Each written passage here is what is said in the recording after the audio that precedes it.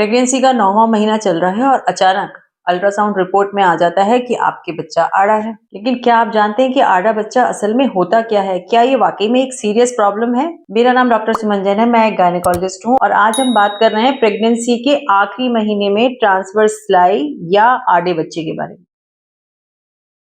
तो आड़ा बच्चा होना कहते किसे हैं? प्रेगनेंसी के दौरान में, खास तौर पे आखिरी महीने में, जबकि कि डिलीवरी इमिनेंट होती है या कभी भी हो सकती है, उस टाइम पे बच्चा डिलीवरी से जस्ट पहले एक पोजीशन में आ जाता है जिसको कि हम लोग डिफरेंट डिफरेंट नामों से बुलाते हैं। अगर बच्चे का सिर नीचे की तरफ यानी कि हेड फर्स्ट अगर होता है तो हम लोग उसको सिफेलिक पोजीशन या हेड डाउन पोजीशन बोलते हैं या सीधा बच्चा बोलते हैं। अगर बच्चे का सिर ऊपर की तरफ हो और पैर नीचे की तरफ होते हैं तो हम उसको उल्टा बच्चा या ब्रीच पोजीशन बोलते हैं।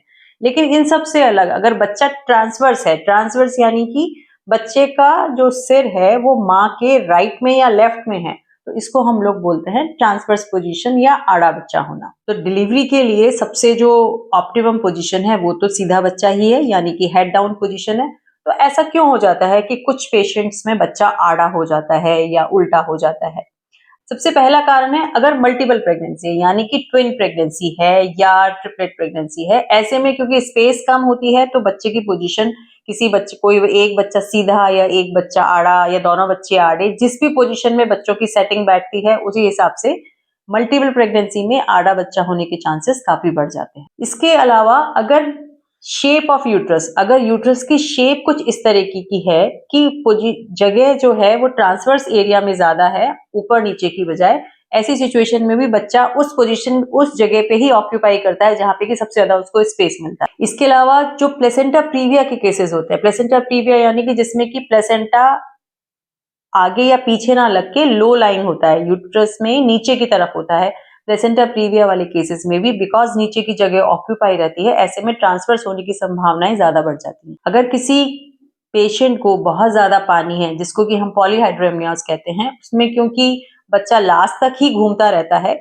ऐसी सिचुएशन में भी बच्चे के आड़े होने की संभावना बढ़ जाती है। एक और रीजन हो सकता है कि अगर यूट्रस में फाइब्रॉइड हो, फाइब्रॉइड की वजह से यूट्राइन कैविटी की शेप जो उस फाइब्रॉइड की पोजीशन के हिसाब से बदल जाएगी, वो भी एक कारण हो सकता है जिसकी की वजह से बच्चा प्रॉपर पोजीशन ना ले सके और ट्रांसवर्स लाई में रहे। एक और रीजन होता है जिसमें कि ये सारी प्रॉब्लम्स नहीं है, लेकिन अगर किसी को टाइम से पहले डिलीवरी हो रही है यानी कि प्री टर्म लेबर हो रहा है और क्योंकि लास्ट मंथ में बच्चा एक प्रॉपर पोजीशन बनाता है, उसके पहले तो बच्चा घूमता ही रहता है और उस दौरान में, उस घूमने के दौरान में वो कई दफे ट्रांसवर्स लाई में भी होता है।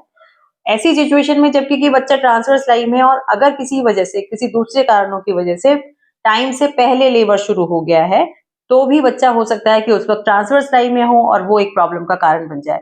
यानी कि टर्म प्रेगनेंसी के कंपैरिजन में प्री टर्म प्रेगनेंसीज में ट्रांसवर्स लाई होने के चांसेस ज्यादा होते हैं। तो क्या दिक्कत आ सकती है अगर बच्चा ट्रांसवर्स लाइन में है? तो अगर बच्चा ट्रांसवर्स लाइन में प्रेगनेंसी के दौरान में है, यानी कि अभी टर्म प्रेगनेंसी नहीं है और प्रेगनेंसी के दौरान में है, तो विशेष कोई दिक्कत आमतौर पे आती नहीं है, क्योंकि प्रेगनेंसी के दौरान में कई दफे बच्चा ट्रांसवर्स पोजीशन में पॉसिबल है क्योंकि बच्चा मूवमेंट करता ही रहता है। अगर आपको बहुत टाइम तक आपका बच्चा ट्रांसवर्स लाइन में है और आपको डॉक्टर ने बताया है कि आपका पिछले एग्जामिनेशन में भी ट्रांसवर्स था, अभी भी ट्रांसवर्स है, तो आपको कुछ बातों का ध्यान रखना होगा। कौन कौन सी बातों का ध्यान रखना होगा वो अभी हम बाद में डिस्कस करेंगे। लेकिन प्रेगनेंसी के दौरान में आमतौर पे ट्रांसवर्स लाई होने से कोई विशेष दिक्कत आती नहीं है, सिवाय इसके कि कुछ बातों का ध्यान आपको रखना है अगर वो आपका बच्चा उसी पोजीशन में है तो। इसके बाद में अगर डिलीवरी के टाइम पे, यानी कि पूरे टाइम पे बच्चा आड़ा है या ट्रांसवर्स लाइन में है, तो क्या दिक्कत आ सकती है? ऐसे केसेस में अगर वेजाइनल डिलीवरी होना ऑलमोस्ट इम्पॉसिबल होता है और आपकी सिजेरियन डिलीवरी ही होगी। चलिए, सिजेरियन डिलीवरी होगी तो कोई इशू नहीं है, सिजेरियन डिलीवरी तो आजकल कॉमन है।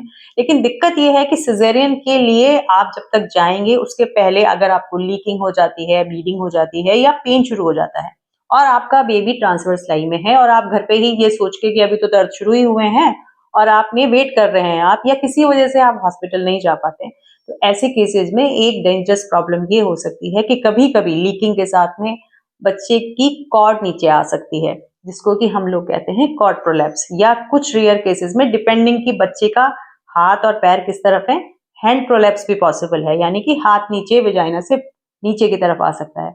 और ये दोनों ही सिचुएशन बहुत सीरियस हैं, इसमें आपको तुरंत ऑपरेशन की जरूरत होती है। यानी कि अगर आपका बच्चा ट्रांसवर्स लाइन में है और आप फुल टर्म प्रेगनेंसी है तो आपको बहुत ध्यान रखना है कि आपको लीकिंग या ब्लीडिंग या पेन हो तो आपको तुरंत डॉक्टर के पास जाना है बिना लेट किए हुए।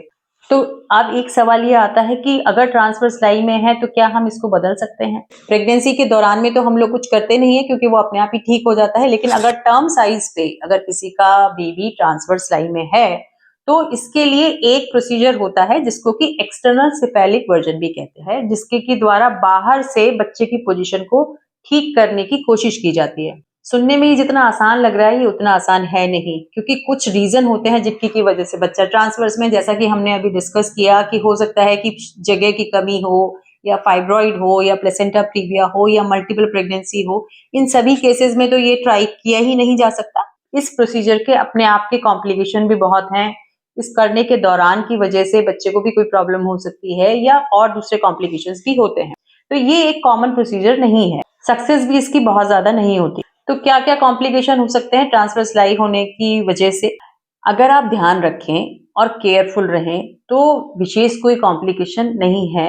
आपको सिर्फ ये ध्यान रखना है, आपको पता रहना चाहिए कि आपका ट्रांसवर्स लाई है। जैसे ही आपको कोई दिक्कत हो, आपको कोई लीकिंग हो, ब्लीडिंग हो, आप तुरंत हॉस्पिटल जाएं और वहां सिजेरियन से आपका आसानी से डिलीवरी करवाई जा सकती है बिना किसी कॉम्प्लिकेशन के।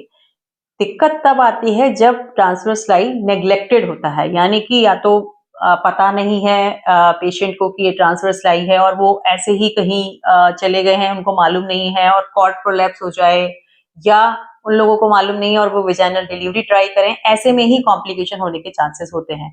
जहां पे आपको मालूम है कि आपका ट्रांसवर्स लाई है, यूजुअली कोई कॉम्प्लिकेशन नहीं होता। और सिजेरियन डिलीवरी कोई ऐसी रेयर चीज तो आजकल है नहीं, तो इसलिए कोई डरने वाली बात नहीं है।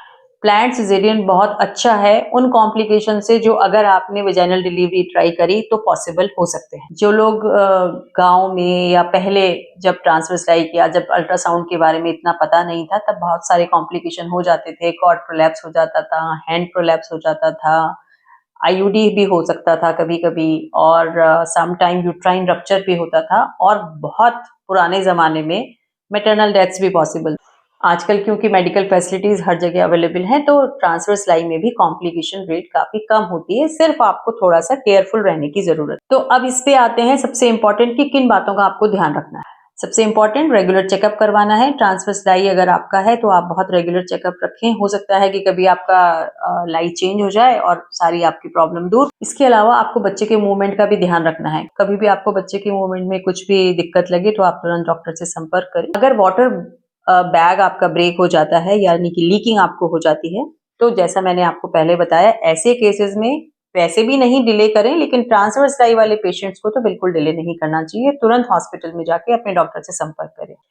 सबसे इम्पोर्टेंट, कुछ लोग इंटरनेट पे देख के या कुछ बड़े लोगों की या ऐसी सलाह मान के कुछ पेट की ऐसी एक्सरसाइज करना शुरू कर देते हैं। उनको लगता है इसकी वजह से बच्चे की पोजीशन चेंज हो जाएगी। तो आप इस तरह की एक्सरसाइज अपने से ना करें। कहीं पता चला कि आप एक्सरसाइज कर रहे थे ठीक करने के लिए और आपको कोई और परेशानी खड़ी हो जाए, ब्लीडिंग हो जाए या लीकिंग हो जाए। एक्सर्शन वाले काम ट्रांसवर्स लाई वाले पेशेंट्स को कम करने चाहिए, क्योंकि हम चाहते हैं कि आपका पेन जल्दी से शुरू ना हो और आप 38 वीक 39 वीक्स तक तो पहुंच ही जाएं। और अगर आपका लास्ट टाइम तक भी ट्रांसवर्स लाई है तो घबराने की बिल्कुल भी जरूरत नहीं है। प्लान्ड सिजेरियन सबसे अच्छा ऑप्शन है। अगर आप प्लान्ड सिजेरियन करवा लेते हैं तो बच्चे के लिए और मदर के लिए कोई कॉम्प्लिकेशन आमतौर पर नहीं होता। आई होप इस इंफॉर्मेशन से आपको हेल्प मिली होगी, और अगर आप आड़े बच्चे होने की वजह से डर रहे हैं तो वो डर आपका निकला होगा। Stay informed and stay healthy.